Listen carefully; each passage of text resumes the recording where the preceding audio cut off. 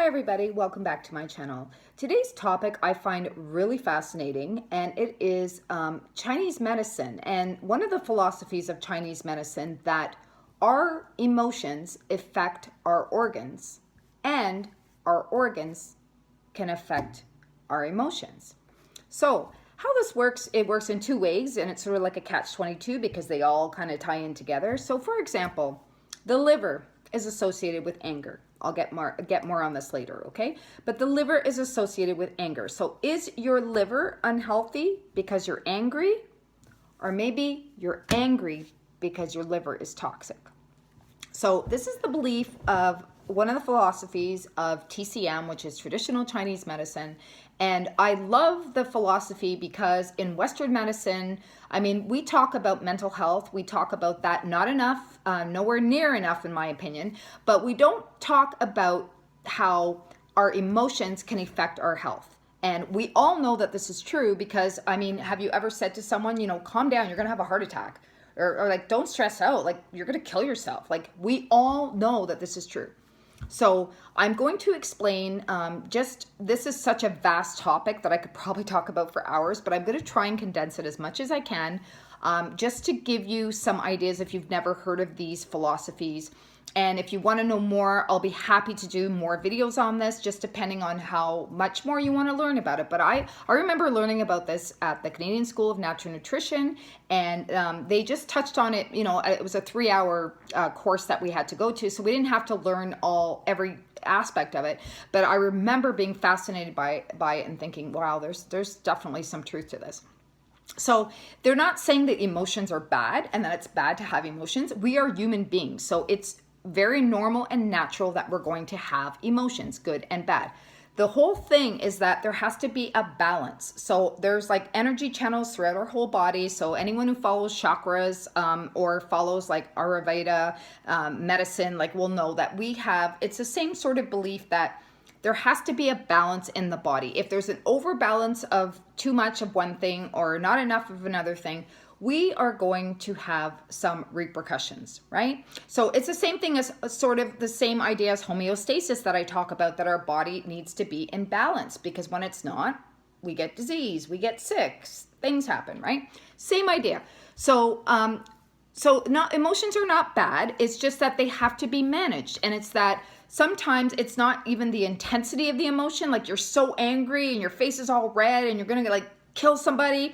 I mean, that's not healthy, but either is, you know, having these little increments of anger, maybe perhaps as you're coming home and you have road rage every day, right? That's also not good. Like these little increments over time are going to cause an imbalance in the body, an imbalance with our organs. And on the other hand, if we have an imbalance of our organs due to, you know, bad nutrition, or due to drinking, or maybe due to smoking, or maybe due to like of the millions of things that are bad for us, right? That's also going to intensify certain emotions. So that's just the main philosophy behind it. So the first thing also, and there's also people I want to mention that don't express any of their emotions. So they keep anger inside, they keep their fear inside, they just don't talk about things, and that's also really, really unhealthy. So I know we can all agree to all of these things, that our emotions affect our health. So I'm going to start off by starting off with the first organ, which is the lungs. So underneath this umbrella of the lungs fall the skin and the large intestine. So the skin is our biggest organ, right? So you might be thinking, what's the correlation between lungs and the large intestine and skin? Well, in Chinese medicine, they believe there is a correlation, and it actually makes a lot of sense when you get really into depth with it, but I don't want to make this video like 2 hours long, so I'm just going to kind of try and get to the point. And if you want to know more, just let me know. So with the lungs, the lungs, the skin, and the large intestine, the two emotions associated with those that can cause imbalance in the body are grief and sadness. So if you've lost a loved one, if someone passed away, or maybe you're not talking to someone that's gone away and you haven't seen them, you're still grieving, there's still mourning there, and there's still sadness. So these are really intense emotions, and they do affect our health. Things that can cause is like chest pains. It can manifest as tightness in the chest, and your lungs control your pores. which are your skin. So you could have an effect of like dry skin. You could have hives. You could have blisters. You could have, whatever things that would manifest eczema, whatever is manifesting on your skin could also be due to these emotions. You could be coughing, again, for your lungs, right? Have problems breathing. And on the positive side, because there's always a positive to these negative emotions, and yes, you can be off balance in a positive way, which I'll explain. So the negative sides would be griefs and sadness, and the positive side emotion would be pride and courage. So you're thinking, well, how is it bad to have pride and courage? Well, have you ever known anybody that was really proud? Like so proud that they were stubborn as a mule? So yes, it could be a bad thing. And courage is wonderful. It's a wonderful thing to have. But when you have so much courage that you just jump off a cliff with no parachute, that's going overboard. So that's what I mean by there can be something positive, but if it's not being managed properly, it's an imbalance in the body. So the second organ that we're going to talk about are the kidneys, and under that umbrella fall the ears and the bladder. So the big emotion, negative emotion affiliated with these organs is fear. So many people are walking around afraid. Many people, and I'm not talking about just like a ghost in your house or somebody jumping out of a closet and scaring you or a scary movie. I'm talking about that's included, but I'm talking about like fear of living your life, fear of quitting your job, fear of going after your dreams, fear of expressing yourself to somebody or telling them how you feel. These are like really, these things eat away at us, right?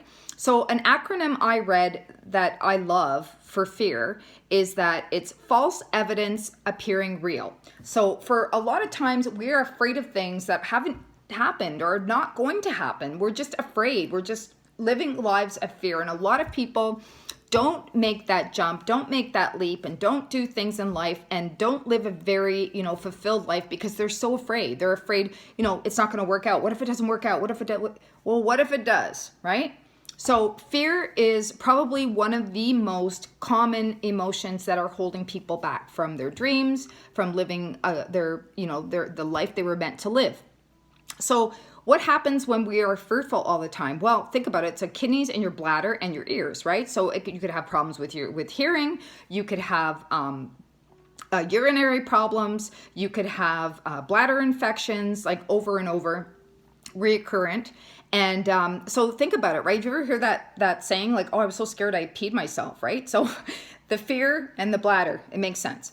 So another thing is fight or flight syndrome. So fight or flight syndrome was, back in the caveman days, fight or flight was like, oh, there's a bear, oh, there's a lion, oh, and it's your body to protect you from something like a perceived, bear or whatever it was, right? Nowadays, people are walking around with this fight or flight while they're driving, while they're at work, while they're at a family function. Like that's not what fight or flight's supposed to be, but that's what it is now. And we're all like walking around like this, like everything has become like the bear, right? So it's pretty scary. It's a pretty scary time, but that's just what sort of has evolved with humans, right?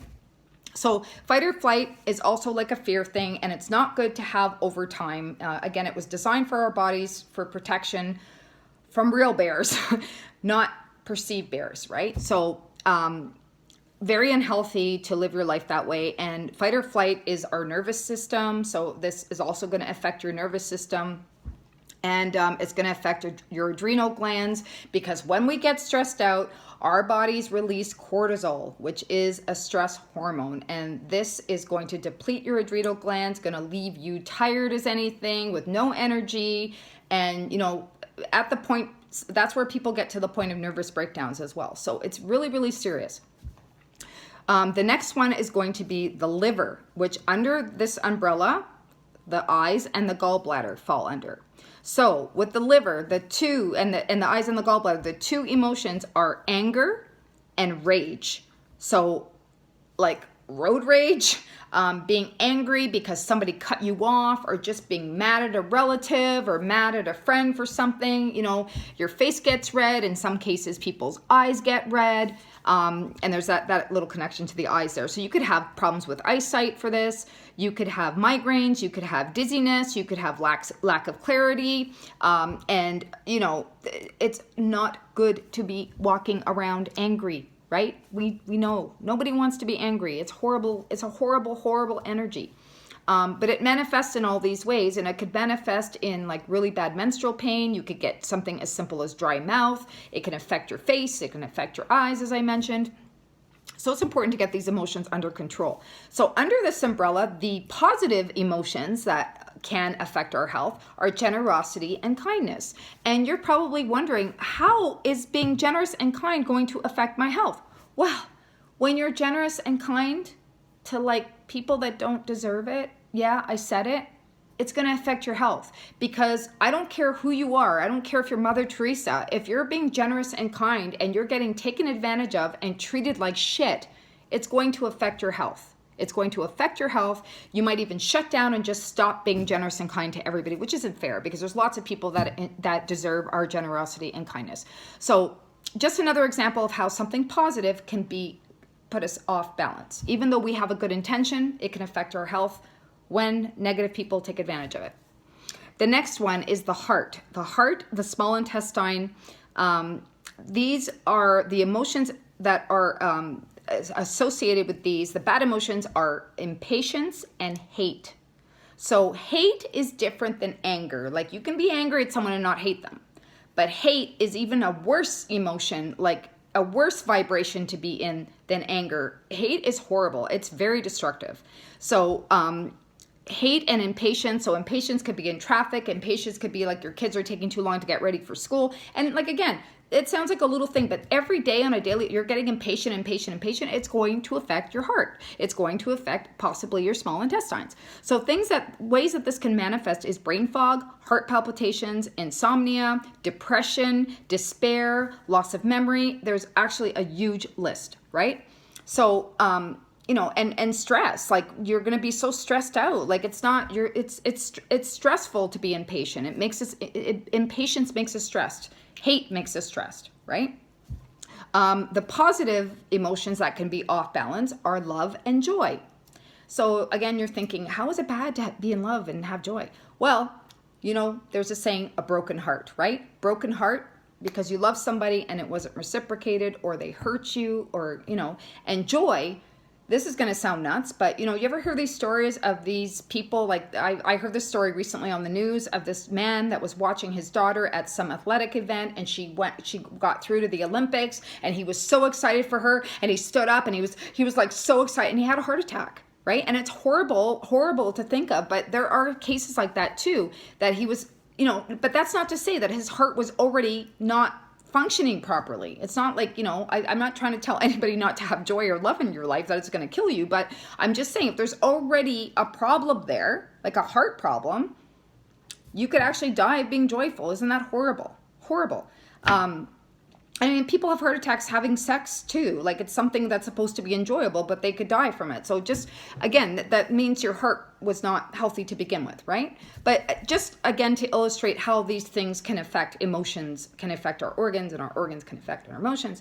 So the last one I'm going to talk about is the spleen, the stomach, and the pancreas. So the main emotion here is anxiety. When you say, I have a gut feeling and I have a feeling something really bad is going to happen, that where you feel it in your gut, that's anxiety. That is, really, really not a nice energy to be in. Anyone that has ever gotten anxious or has anxiety, it is actually a horrible, horrible feeling. Worry is another emotion that is affiliated with this. And I'm not talking about little things. I'm talking about when you're fixated. Well, it can be a little thing, but I'm talking about when you're fixated and obsessed with something and you can't stop thinking about it, can't stop worrying about it, right? So that's also what anxiety is as well. So being anxious and worrying are negative emotions that put us in a state of imbalance, and our body's in a state of imbalance. So other things that can happen here are bleeding disorders. You could have excessive menstrual flow, for example. The colon is going to be affected by this 100%. And you're going to have problems like with constipation.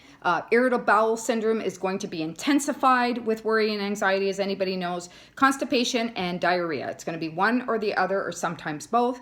And it's interesting with constipation, because constipation means that you can't go to the bathroom, right? That you can't take a shit, right? Well, A lot of the association with constipation is that you can't let go of shit emotionally. Think about it. The emotional connection is that you can't let go of shit. So you're holding it in.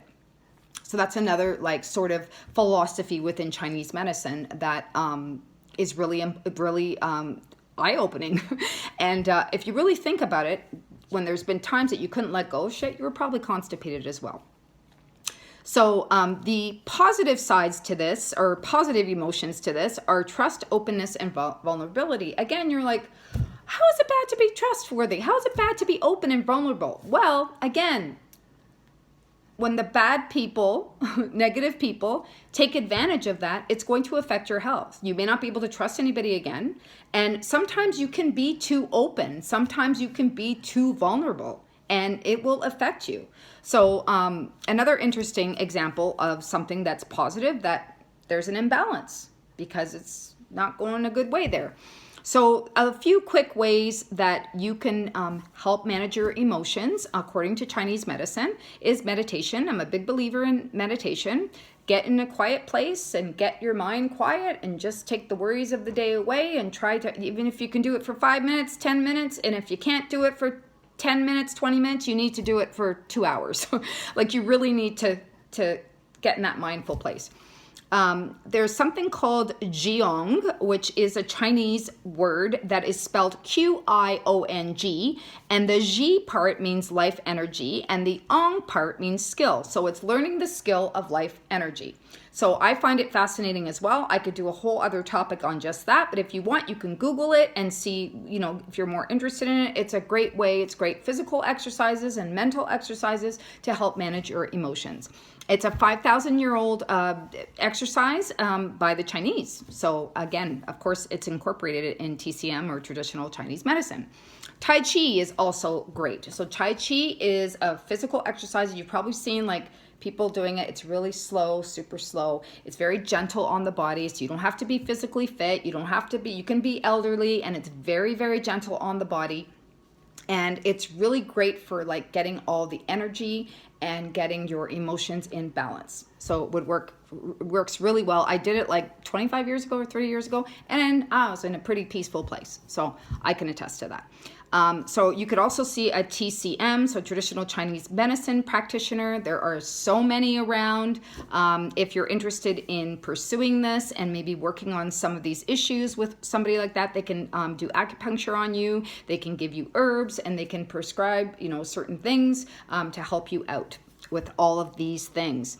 And I'm just going to quickly touch on, because I haven't said it yet, and I'm sure everyone's thinking, well, what about food, Linda? What about food? Well, guess what? Food does have an impact on our organs. Food does have an impact on our health. So you do have to eat healthy. You do. Like, for the most part, you do. With Chinese medicine, though, it's really interesting how they see food. And I'm just going to quickly touch on it. Again, I can do a whole video on the food portion of this if you are interested in more information. But basically, they put a big focus on like certain organs have certain foods that would complement it and help it, right? And there's certain foods that, for example, like they're big on, which I also agree with, is eating in season, eating foods that are in season, right? And we are supposed to eat what's in season, right? So eating foods that are in season, certain organs, foods that are certain colors are better for those organs. Certain tastes are better for organs. Like, for example, like the taste of food, for example, something sweet, something salty, something bitter, is depending on what the category is better for certain organs than other. Some is the temperature of the food. Some organs prefer hot food. Some organs prefer cold food. Some organs prefer raw food. So it's really, really interesting. It's just so intricate that there is just so much to know and talk about that I probably have to do a 6-hour video, and I don't think anybody wants that. So anyway, that is the little bit of an introduction to TCM, or traditional Chinese medicine. I hope you found it as fascinating as I do, and it's just some food for thought. Listen to your body. Listen to your emotions. Know that these emotions affect your health. Know that your thoughts affect your emotions, which affect your health. So be well. Take care of yourself, and I'll talk to you soon. And if you want to know any more about this topic, let me know. Thanks. Bye.